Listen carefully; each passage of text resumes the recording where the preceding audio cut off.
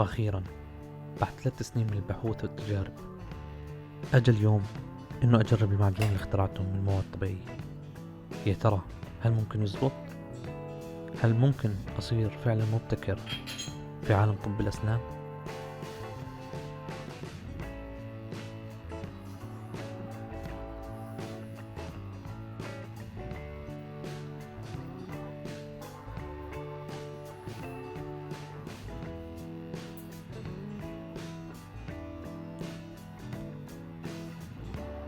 يس، وأخيرا النتيجة فعلا ممتازة، وهلأ فينا أحقق حلمي. بس يا ترى كيف ممكن ألاقي تمويل لهذا المشروع؟ كيف بدي أنتجه بكميات كبيرة وأنزله على السوق؟ لازم أعمل شوية ريسيرش. لحظة وين رايحين؟ الحل عندي، تشيك ات اوت مع ريفيو بالعربي.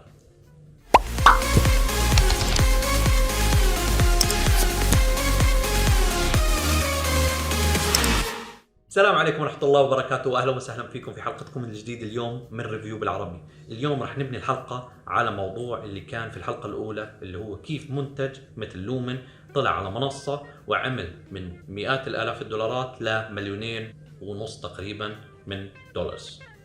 زي ما شفتوا في بداية الحلقة، المخترع أو المبتكر بيحاول يعمل تجارب كثيرة وبحوث على أساس إنه يطلع منتج ينزله على السوق. ولكن للأسف مثل هذا المخترع بيكون في مئات الشباب والشابات على أمل إنه يعملوا نفس الشيء ووصلوا لحائط مسدود، بيكون هو التمويل. بيقول لي طريقك مسدود يا والدي مسدود. ولكن الحل عندي، والحل هو مبدأ التمويل الجماعي أو ما يسمى بالكراود فاندنج. لنحكي شوي عن التمويل الجماعي. شو هو؟ في عام 1730 قام أوغسته كومتي. لحظة ما راح أطول عليكم التاريخ لأنه كثير متشعب وفي أمور كثيرة فيه، فراح أعطيكم إياها من الآخر.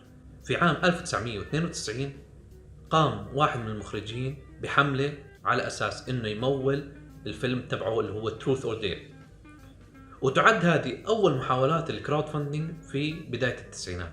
وإجا كثير مخرجين ومنتجين في خلال التسعينات وأواخر التسعينات لوصلوا في عام 2001 لمنصة اسمها Artist Share، اللي بتكون أول منصة رقمية لحملات الكراود فاندنج أو التمويل الجماعي. بعديها اجت في 2005 شركة كايفا، وبعديها كيك ستارتر واندي جوجو أو اندي جوجو كيك ستارتر في عام 2008 و2009. قبل ما نبلش ونحكي بكل هالمواضيع، بس يا ريت تعملوا لي سبسكرايب ولايك ان شاء الله لتشوفوا فيديوهات الجديدة. لنحكي شوي عن التمويل الجماعي. شو هو؟ لنبسط لكم الموضوع، هو تمويل المشاريع عبر جمع الأموال من أكبر عدد من الناس لا يحققوا مرادهم، وبتكون عبر منصات رقمية. وفي هذا الموضوع بيكون عندنا 3 أطراف مشتركين فيها. الطرف الأول بيكون الشخص اللي حابب ياخذ التمويل، 2 بتكون المنصة أو الجهة اللي بدها تاخذ وتعمل دعايات لهذا التمويل، والثالث بيكون الطرف اللي بده يمول هذا المشروع. لنقيسها على القصة اللي صارت في البداية. الطرف الأول بيكون هو المخترع اللي بيحاول، عنده بيكون منتج وبحاول ينزله على السوق.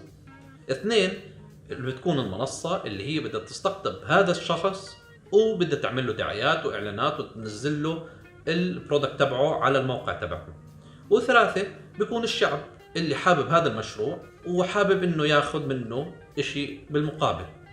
بس لحظة شوي، هذا بيكون نموذج واحد من سياق التمويل الجماعي، وفي نماذج ثانية اللي هي كالتالي. عندنا 3 نماذج بنستخدمهم في التمويل الجماعي. أول نموذج بيكون للحملات الخيرية والتبرعات. ثاني نموذج بيكون بقصد الاستثمار على أساس إنه ناخذ نسبة معينة من ملكية الشركة. وثالث وحدة هي بتكون القروض بالتضامن على أساس إنه ناخذ التمويل ونرجع المبلغ مع الفوائد تبعته. كثير منكم بتسائل إنه طب أمجد كيف ممكن نقدر نحصل على هذا التمويل للمنتجات تبعتنا أو اختراعاتنا أو ابتكاراتنا؟ والحل جدا بسيط، ما عليكم إلا تفوتوا على موقع زي انديجوجو كيك ستارتر وتعبوا البيانات الكاملة اللي بتخص مشروعكم.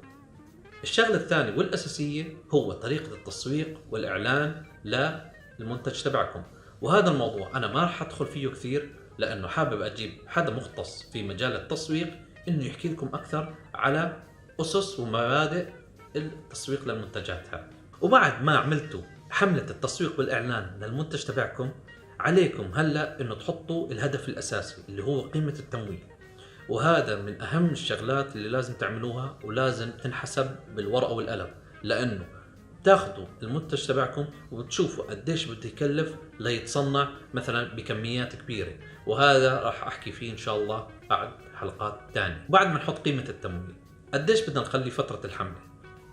على حسب الإحصائيات بيحكوا هم إنه 40 يوم هو أفضل الحملات اللي صارت، يعني إنه تخلوا 40 يوم الحملة تبعتكم وتشوفوا العائد تبعها. طيب أمجد، خلصنا هال 40 يوم وكانت الحملة تبعتنا ناجحة، شو ممكن نعمل؟ تستنوا فترة أسبوعين على أساس إنه يحولوا لكم المصاري، ومن بعدها مباشرة بتكونوا أنتم متعاقدين مع المصنع أو إذا أنتم عاملين المشغل عندكم في البيت لتعملوا هاي المنتجات وتبلشوا ترجعوا المنتجات للناس على أساس إنه هي اللي ساعدتكم في تمويل المشروع. هالمواقع كيف بتربح؟ المعادلة بسيطة جدا. هاي المواقع بتاخذ نسبة معينة من قيمة التمويل اللي بيجمعوها. يعني مثلا إذا جمعوا أو يعني الحملة تبعتكم جمعت $100,000 والموقع بتراوح نسبهم بين 8% ل 10%، ممكن ياخذوا 8,000 ل 10,000 $. بس. وهي فيز زي ما بتقولوا على أساس إنه هي تساعدكم في نشر المنتج تبعكم أونلاين، لأنه عندهم السيرش انجنز كمان بيساعدوا إنه يبعثوا للناس المنتجات وآخر أبديتس مثلا نازلة على موقعهم، وهيك أنتم بتتأكدوا إنه المنتج تبعكم له دعم 100% من الموقع من خلال الكونسلتنتس اللي هم حاطينهم على أساس إنه يساعدوكم في نشر المنتج تبعكم. كيف هي المنافسة في هذا المجال؟ أنا ما راح أحكي عن المنافسة اللي هي بتخص المواقع هذه، لا، أنا بحكي عن المنتجات اللي أنتم راح تقدروا تنافسوهم. هل المنتج تبعكم مبتكر وبيكون إشي فعلا رهيب إنه الناس راح تطلبه وراح تستخدمه؟ هذا هو أهم نقطة من المنتج اللي أنتم راح تخترعوه، وهذه أهم شغلة كمان اللي بتكون بتساهم في عملية الابتكار وبتساهم في عملية إنه مشاريع الصغيرة تكون متطورة أكثر وتدخل على السوق بشكل منافس 100%. فنعم، المنافسة جدا كبيرة وأنتو أهم شغلة عندكم إياها وبرجع بكررها إنه تعملوا منتج جدا فريد من نوعه. طيب، لنحكي شوي عن سلبيات التمويل الجماعي. عندنا نقطتين أساسيتين فينا نحكي فيهم. النقطة الأولى إنه هاي الحملة ما بتكون ناجحة وللأسف الشديد بتفشل وما بتاخدوا التمويل من الناس اللي بتحتاجوه لأنه ما عجبهم المنتج. والنقطة الثانية إنه بتكون التمويل بيكون واصل لعندكم والوضع ممتاز، ولكن للأسف الشديد بصير النقطة الثانية بفشل المشروع إنه في حالة تصنيع، فرح تضطروا إنه ترجعوا المصاري للناس. والنقطة الأهم للممولين هي النصب والاحتيال. نعم، للأسف الشديد هاي المنصات ما بتقدر تضمن المشاريع المحطوطة على الموقع. يعني على سبيل المثال أنا واحد من الأشخاص اللي صار معاي الموقف هذا، ساهمت في مشروع الكوابل تبعت التليفونات وكانوا عاملينهم من ستيل وعاملين برزنتيشن جدا قوي، واللي صار إنه الجماعة أخذوا المصاري وهربوا. فللأسف الشديد خلال هالسنتين حاولت إنه أرجع المصاري وحاولت أتواصل مع المواقع هذه، ولكن هم ما بتدخلوا في هذا الموضوع لأنه بما إنه هم أخذوا تمويل الجماعة وهربوا فما بتدخلوا. فمخاطر التمويل من المنصات هذه موجودة، فعليكم إنكم تكونوا جدا حريصين على المشاريع اللي أنتم بتدعموها واللي بدكم إياها.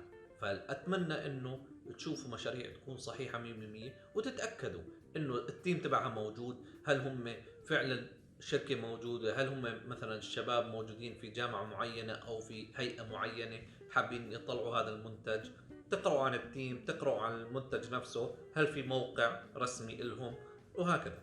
وآخر نقطة أساسية إنه هل هاي المنصات موجودة في دول الخليج؟ بحب أحكي لكم إنه أنا بما إنه مقيم في دولة الإمارات، ففي منصتين موجودة اللي هي اسمها يوريكا وبي هايف. هذول الشركتين ما بيمشوا على نفس المنهاج اللي زي كيك ستارتر واندي جوجو. فمثلا يوريكا بيشتغلوا على المشاريع وانه تاخذوا نسبة معينة من المشاريع المعروضة، والمنصة الثانية بي هايف بتعطي المصاري كنوع من القرض على اساس انه يرجع القرض هذا مع نسبة الفوائد تبعته. اما في مثلا في المملكة العربية السعودية في منصة اسمها منافع. هاي المنصة بتشبه منصة يوريكا الموجودة في الامارات، وحب من اخوان السعوديين انه يخبروني عن مثلا المواقع الموجودة اللي بيعرفوها وينشروها ويكتبوا لنا اياها في الكومنتات تحت. واما مثلا في دول مثل فلسطين والاردن ولبنان ومصر في منصات جدا مشابهة لمنصات كيك ستارتر او اندي جوجو. واذا في منصات ثانية انا ما ذكرتها فيا ريت منكم بس تحطوا لي بالكومنتات ونقدر نتشارك مثلا ونتباحث في الموضوع انه شو المنصة المناسبة اللي بتشبه زي هاي المنصات. إذا أنا متواجد في دولة الإمارات وحابب أن أقدم مشروعي لجهة معينة وأحصل على التمويل علشان أنه أستثمر في المشروع تبعي، وين فيني أتوجه؟ في الصورة اللي أمامكم في بعض المؤسسات وحاضنات الأعمال اللي بتساهم وبتساعد رواد الأعمال على أساس أنه يطوروا من نفسهم ويطوروا من مشاريعهم. فمثلا عندكم مؤسسة دبي للمستقبل، أو صندوق الشيخ خليفة، أو مثلا عندكم مؤسسة الإمارات اللي هي الإماراتس فاونديشن، أو إمباكت هاب، تك ستارز، تيرن 8، إن 5. هذول بعض الشركات الموجودة في الدولة اللي بتساعدكم. لننهي الحلقة اليوم، هل ممكن انه نقدر ندير مثل هيك مشروع؟ هل ممكن انه نعمل تسويق لهيك منتج في المستقبل ويكون ناجح 100%؟ وهل ممكن انه نلاقي الفريق الصحيح اللي بيساعدنا في رحلتنا مع هذا المشروع؟ كل هالامور ان شاء الله راح احكيها في حلقات قادمة. بشكر الجميع اللي حضر الحلقة، ويا ريت تعملوا لي سبسكرايب ولايك للقناة، وعلى اساس ان شاء الله اعرض لكم فيديوهات تانية جديدة ان شاء الله. تيك كير ومع السلامة.